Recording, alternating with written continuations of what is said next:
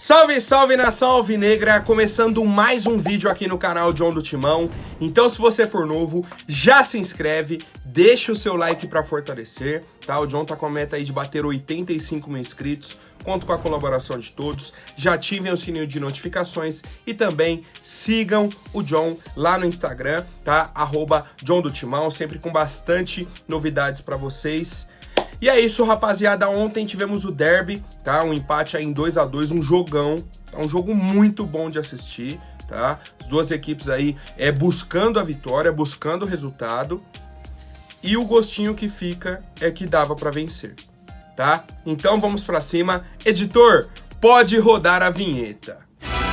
Salve o Corinthians! Primeiro ponto, tá, que a gente não pode deixar de falar, é sobre a escalação do Corinthians. Na hora que saiu a escalação, olhei o meio-campo, tínhamos Rony, Renato Augusto e Juliano. Um volante e 2 meias de criação. Aí já fica toda aquela resenha, pô, e a escalação do Corinthians, isso e aquilo. Eu falei, ó, não é jogo de 0-0. Não é jogo de 0-0. Porque o Corinthians vem com a proposta de, quando tiver a bola no pé, vai propor o jogo. Vai se organizar para atacar o Palmeiras. Não foi pro jogo para se defender. E aí, tá, é nesse ponto que eu quero parabenizar o Fernando Lázaro. Pela personalidade, tá, no primeiro derby, dele colocar esse time em campo, tá, com 2 meias e um volante. E pelo desempenho do time dentro de campo com essa escolha dele, tá? Então aqui, nesse momento, eu queria parabenizar a escolha do Fernando Lázaro na escalação do time. E aí, vamos para a partida. Começa o jogo, tá bem movimentado, um jogo bem disputado, e o Corinthians abre o placar com o Roger Guedes. Um lance que a gente ataca pelo lado direito, tá? O Palmeiras, a gente rouba a bola, né? Consegue aí desarmar o Palmeiras, bola no lado direito, o Yuri acha o passe no meio, a bola dá um bate-rebate, sobra no Renato, ele acha o Roger Guedes sozinho dentro da área para finalizar um 3 dedos, um golaço. Certo? Um golaço. E aí qual que é o ponto? O Corinthians consegue roubar a bola, faz o gol, o momento é nosso. Jogando em casa, o momento é nosso. Só que tivemos uma chuva ontem na cidade de São Paulo, pô, muito forte, absurda de forte. E olha que a drenagem da Neoquímica Arena é uma das melhores do país, se não a melhor, tá? E mesmo assim empoçou água. Tanto que depois que parou a chuva, o campo deu aquela secada. Mas caiu muita água, que atrapalhou o desenvolvimento do jogo. Atrapalhou, tá? Teve um momento ali que a bola, o companheiro tocava a bola pro outro, a bola parava na poça d'água, tá? Durante ali uns 5, 10 minutos de partida. Na hora que deu um pouco essa secada, a gente toma o gol de empate, na reta final do primeiro tempo. Um cruzamento do Veiga, o Rony ataca a bola, dá só uma triscada na bola, ela pega numa trave e entra no outro canto. Um erro de marcação do Corinthians. Por quê? Você olha dentro da área, tinham 2 atacantes do Palmeiras e 2 defensores do Corinthians, tá? Os 2 zagueiros. Tava o Endrick e o Rony, o Bruno Mendes e o Gil. 1 para 1, no mano a mano. Veio o cruzamento, o Bruno Mendes olhou o Endrick, a bola passou, beleza, ele marcou o dele. O Gil não marcou o Rony. Não acompanhou a movimentação do Rony. O Rony finalizou sozinho, empate do Palmeiras. Um erro defensivo nosso, fizeram um gol. A gente volta para a segunda etapa. E aí, para mim, o primeiro erro do Fernando Lázaro. Tirou o Adson, colocou o Romero. O Romero não acertou nada. E eu não tô falando só sobre ontem, não. Eu tô falando sobre o ano de 2023. Não acertou um lance até agora. Um. Não tô pedindo 2, não tô pedindo 3. Eu tô pedindo 1. Pô, chegou um momento da partida que o Renato olhou pra ele e falou, meu amigo, pelo amor de Deus, cara. Olha a movimentação que você tá fazendo. Você tá atrapalhando o time do Corinthians. Você tá atrapalhando, você tá correndo errado. Você não devolve uma bola, não sai nada. Tá? O Renato fica indignado, cara. Fica indignado. E aí, O Corinthians sem essa força do lado direito, buscando ali se recolocar no jogo, né, depois do gol do empate, toma o segundo gol, a virada do Palmeiras, numa jogada de bola parada, num escanteio. Vem o cruzamento do escanteio, sobe quem de novo? O Rony, sozinho. Dá nem pra falar que o Gil subiu com ele, porque o Gil, pelo amor de Deus, cara. E o Gil, mais alto que o Rony, longe do cara. Não conseguiu subir, o Rony subiu sozinho, no meio da área do Corinthians, fez o 2-1, tá? Eu vi um pessoal comentando, pô, mas o primeiro gol, o Rony foi mais rápido e tudo mais. O Rony realmente tem uma explosão, pô, espetacular. E no escanteio? Foi a velocidade do Rony que o Gil não conseguiu marcar? 2 cruzamentos no Rony, 2 gols de cabeça, e nas duas o Gil não conseguiu marcar o cara. Nas duas, tá? Um jogo que a gente poderia ter controlado. Poderia ter aberto 2-0, por exemplo. E aí você tem uma tranquilidade, tá? Então esse é o ponto. Eu acho que o Corinthians teve o fator da chuva e teve o fator do erro defensivo do Gil nas duas vezes, tá? Porque a gente fez um jogo pra vencer. A partir daí o Corinthians começou a criar mais oportunidades, tá? Tivemos o chute do Roger, algumas outras finalizações aí da nossa equipe. E chegamos ao empate, tá? Num cruzamento lateral ali do Juliano. Uma bola que ao invés dele dar alta na área, ele faz um passe para a entrada da área. O Gil consegue fazer a movimentação e finaliza, tá? Uma bola difícil, a bola tava molhada também. E o Gil empata a partida. E aí eu vi um monte de gente, pô, até que enfim o Gil se redimiu. Pô, pro Gil se redimir, ele teria que fazer 2 gols. 2. Porque se ele errou em 2 gols na parte defensiva, lá na frente ele teria que fazer 2 gols. Tá? E aí, ficou nisso, tá? Até o final da partida aí. Temos diversos pontos pra gente falar sobre esse jogo, mas eu queria ressaltar essa situação. O sentimento que a gente fica dava pra ter vencido. A gente poderia ter controlado melhor o jogo. Se a gente não sofre aqueles gols em erros do Corinthians, tá? O primeiro talvez um mérito, sim, mas o segundo não dá pra tomar, cara. Um gol de escanteio daquele jeito não dá pra tomar. E aí se a gente for citar as chances do Corinthians, pô, tivemos um monte. Temos o chute de esquerda do Roger, tem chute do Fagner, tem chute do Renato Augusto. A gente teve oportunidade. Tem o cruzamento que a gente bate o escanteio, o Romero deita dentro da área do Palmeiras e nem encosta na bola. Sozinho, dentro da pequena área, finaliza. Se ele encosta na bola ali, ele faz o gol, porque tá muito perto do goleiro. E não conseguiu. E aí, eu quero trazer um dado aqui, que é surreal, pô. O Corinthians teve 11 escanteios. 11. A gente levou perigo em um. Que o Romero não conseguiu cabecear a bola. No chão. Bola no chão. Ele deu um peixinho e não conseguiu encostar na bola. Fora isso, então vamos lá. De 10 escanteios, a gente não conseguiu levar perigo em um, cara. Em um. Pô, isso é muito negativo, cara. Muito. A gente tem falta lateral, você já sabe que não vai dar em nada. A gente tem escanteio, você já sabe que não vai dar em nada. Cara, não é possível que só a torcida que tá vendo isso. Bola parada ganha campeonato. Bola parada ganha jogo. Ontem a gente tomou a virada numa jogada de bola parada, num escanteio. A gente tem que melhorar defensivamente, tá? Na parte da marcação. E melhorar ofensivamente. Tá? Melhorar ofensivamente. E para finalizar, tá, a questão do Fernando Lázaro que a gente vinha falando, eu vi algumas pessoas também comentando que ele terminou o jogo com as 3 substituições, tá? Ele fez 2, colocou o Fausto depois no lugar do Rony, e aí mais uma questão de dar fôlego ao meio campo do Corinthians.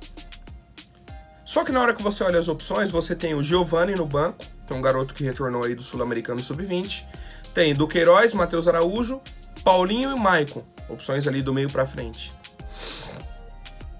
Ele poderia ter colocado o Maicon ou o Paulinho ali no meio campo, tá? Como esse segundo homem, no lugar do Juliano, talvez, para dar um gás a mais. Tá? Eu acho que poderia ser uma opção. E na parte ofensiva ele tinha o Giovani. Poderia ter colocado o Giovani na direita ou no lugar do Yuri, seria uma opção também. Tá? Seria uma opção. A grande questão é, você vai para um derby, um dos jogos mais importantes do ano, e no seu banco de opção ofensiva, você tem o Giovani, um garoto da base, e o Romero. No intervalo ele já foi, tirou o Adson, colocou o Romero, que pra mim foi o principal erro dele na noite. E já era. Ele não tem coragem de colocar o Giovani, que é um garoto aí de 20 anos, no derby, e pronto. Ele morreu com 3 substituições, o time precisando de um gás a mais no ataque, e não tem opção no banco. Aqui tem, ele não vai usar porque é um garoto jovem, e você não tem um cara experiente, um cara com bagagem, um cara que vai resolver o problema do Corinthians. Certo, rapaziada? Quero saber o que acharam do derby de ontem, tá? É uma atuação do Corinthians que me deixa esperançoso, mas me deixa com a pulga atrás da orelha. Praticamente os mesmos jogadores que entraram em campo ontem estavam domingo lá em Brasília contra a Portuguesa. Lá a gente deu 2 chutes. 2 chutes. Ontem foram 19. Dá pra entender, cara? Dá pra entender? É difícil, tá? É bem difícil e eu quero saber a opinião de vocês. Bom, e aí o nosso treinador Fernando Lázaro, tá? Falou aí sobre a partida, essas questões, falou que ele tirou o Adson porque o campo tava muito pesado, que era um jogo mais de contato físico e tudo mais, e aí por isso ele preferiu o Romero, mas pô, pelo amor de Deus, o Romero não acerta nada, cara. O Romero não acerta nada. O Yuri também, preciso falar, muito abaixo, muito abaixo. Ele está jogando num posicionamento diferente do ano passado, tá? Ele é um cara que tá sendo mais exigido pra fazer a parede, e ele não tá conseguindo fazer a parede. No final do jogo, o Renato olhou pra ele e falou, Yuri, segura uma pra mim, escora uma pra gente conseguir jogar, facilita o jogo pra gente, tá? Então, nesse sentido, a gente precisa de opções, a gente precisa de peças. Tá? Ele falou, concordo que o time tem mostrado consistência, que não é simples. No final do primeiro tempo toma o gol, depois toma um segundo gol, tinha tudo para desequilibrar. Isso é uma virtude do time que está encorpando e se entendendo e tem clareza de como vai buscar a vitória. Sempre lamentamos empatar, fizemos por merecer, tivemos a possibilidade de vitória, efetividade traduz o placar. Sentimento de que poderíamos ter saído com a vitória, dominamos e depois saímos da adversidade. Pra mim é isso, o sentimento que a gente tem a gente teve a oportunidade de vencer, de matar o jogo, não matamos, erramos na defesa e aí tivemos que correr atrás do prejuízo, tá? Essa eu acho que é a leitura principal da partida de ontem, tá? E aí, o Cássio foi um dos que falou também, né, ao final da partida, ele comentou, tá, sobre os gols que o Corinthians sofreu. Falou que deu mérito também aos jogadores do Palmeiras, tá? Ao Veiga, ao Rony, tá? 2 assistências do Veiga e 2 gols do Rony. Falou que a movimentação do Rony é boa e tudo mais. Que ele também não conseguiu chegar na bola, que o time tem que evoluir nessa questão, principalmente na questão da bola parada, tá? Que não pode tomar um gol naquele sentido. E aí perguntaram pro Cássio se o Corinthians tem condições de brigar pelas competições esse ano. Ele falou, dá pra brigar sim, mas temos um calendário duro pela frente. Sabemos que a parte de contratações é com a diretoria, eles conseguiram trazer vários assim, mas quanto mais eles trouxerem de qualidade, temos aí os meninos voltando da seleção sub-20, que vão agregar, mas com mais jogadores de qualidade, vão ajudar a equipe e vai dar ao Fernando mais opções, pois o calendário é muito longo. O Brasileirão não é fácil, tem tudo para ser um dos mais difíceis dos últimos 10, 15 anos, pelo nível das equipes que tem. Lógico que temos uma equipe competitiva, mas se chegar mais jogadores, serão bem-vindos para agregar mais opções ao time e ao Fernando. Aí eu vou repetir o que eu venho falando a semana inteira, tá? O que eu falei no jogo depois do jogo contra a Portuguesa. Você estar empatando com um time que acabou de subir da A2, olha pro banco e a opção que você tem é o Romero e o Júnior Moraes, pô, é difícil. Aí a gente muda o cenário, vem pra um derby, o time jogando bem, empurrado pela torcida, e aí a opção que você tem é o Romero. O Júnior Moraes estava até fora da partida. E a diretoria tem coragem de falar pra torcida: não, vamos esperar acabar o Paulista, aí a gente vê quais são as carências do elenco. Pô, se você ainda não percebeu que a sua defesa tem uma carência enorme, tá? Que o Gil não tem condições, que o Balbuena tem que sair no meio do ano, e aí você vai ficar com Bruno Mendes, Caetano e Murilo. Se você ainda não percebeu que você tem que trazer um zagueiro, tá? Que você tem que trazer um reserva pro Renato Augusto, que você tem que dar opções ofensivas pro seu time. Se você tira o Roger, se o Fernando Lázaro não tiver coragem de colocar os garotos da base, que é o Pedrinho, que é o Guilherme Biro, que é o Giovani, você não tem opção. E aí, mais uma vez, eu coloco: o Pedrinho, o Guilherme Biro, o Giovani vão agregar muito nessa temporada. Mas não são os jogadores para resolver o nosso problema. Hoje, fevereiro de 2023, não resolvem o nosso problema. A gente precisa de mais opções. E aí a diretoria, meu Deus do céu, se não assistiu o jogo de ontem, se não viu, pô, a gente precisa contratar, não vai ser no fim do mata-mata do Paulistão que eles vão enxergar isso, tá? Não vai ser. Se não está procurando desde já, não adianta acabar o Paulistão. Agora eu vou atrás de uma opção, porque agora eu vi a carência do nosso time. Pô, já dá pra ter visto há muito tempo, cara. Há muito tempo. Na pré-temporada já dava pra ter visto. Mas o discurso é: não, vamos esperar o Paulista aí pra ver, fazer umas testagens. Testou quem? Quem que o Corinthians testou no Paulista? O Romero? Já viu que não dá. Balbuena? Tchau. O Gil não tem condições. Até quando, cara? Até quando? Tá? Essa é a pergunta que a gente tem. O Cássio vem na entrevista e fala: pô, a gente precisa de contratações. Sei que é com a diretoria e tudo mais, mas a gente precisa dar mais opções ao Fernando. Simples, tá? Quero saber a opinião de vocês, família. Bom, o Michael, tá? Que pertence aí à equipe do Al Hilal, tem interesse em retornar ao futebol brasileiro. Ele já vem falando isso aí há 2 janelas de transferências. Só que é um jogador caro. Eles pagaram muito para contratar o Michael e o salário dele é alto. E aí a informação é a seguinte: o Al Hilal já informou os clubes brasileiros que no meio do ano vai ouvir as propostas para ver se negocia ou não o Michael. Nisso, a gente tem o interesse do Palmeiras, a gente tem o interesse do Botafogo, a gente tem o interesse do Corinthians, tá? Temos outros clubes, o Grêmio chegou a sondar ali. E tem o Flamengo, que toda vez que alguém fala sobre Michael, o Flamengo aparece no meio.